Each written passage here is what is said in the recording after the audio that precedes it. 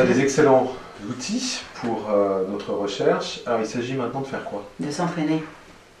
Et de s'entraîner un maximum. Plus vous vous entraînez, meilleur vous êtes.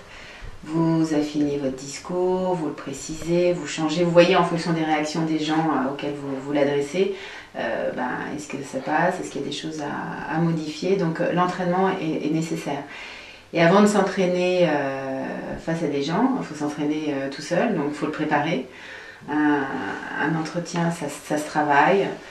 Tous mes messages clés, il faut que je les ai travaillés dans la forme, il faut que je sache exactement ce que je vais dire, quels mots je vais employer, il faut que je me les ai mis en bouche. Donc ça vaut le coup de les dire oralement, de les dire face à son miroir, de les dire en s'enregistrant avec son téléphone ou si on a une caméra en se filmant.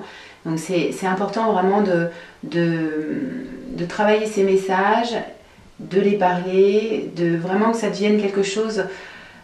On sait qu'on a ces messages-là, mais on ne réfléchit pas à comment on va le dire.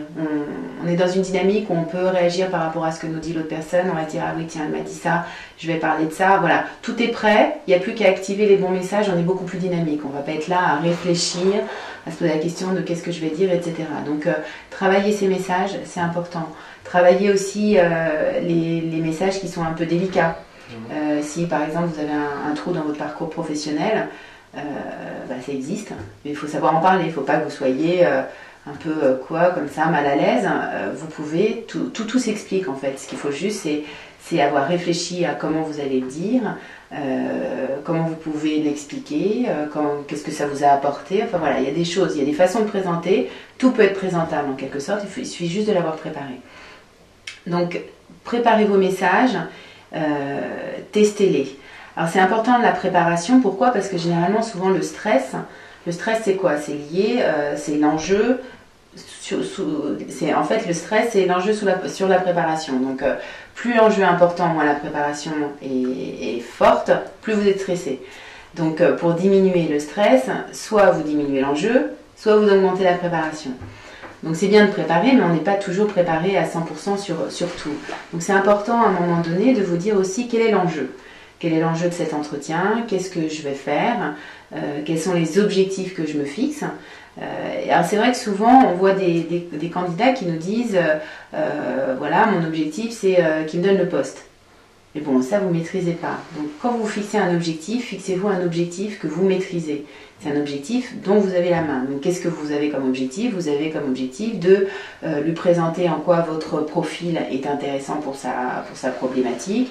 Vous avez envie de vous fixer comme objectif de lui parler vraiment de ça, ça et ça dans votre expérience, d'arriver à faire passer ces messages-là. Et si déjà vous arrivez à remplir vos objectifs, vous serez satisfait parce que vous aurez fait ce que vous aviez l'intention de faire.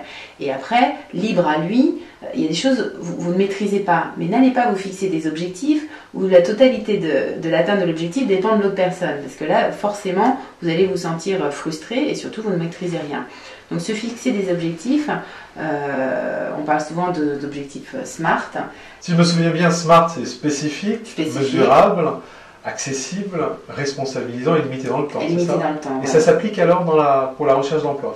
Alors pour la recherche d'emploi, oui, pour vraiment l'organisation au quotidien, c'est important.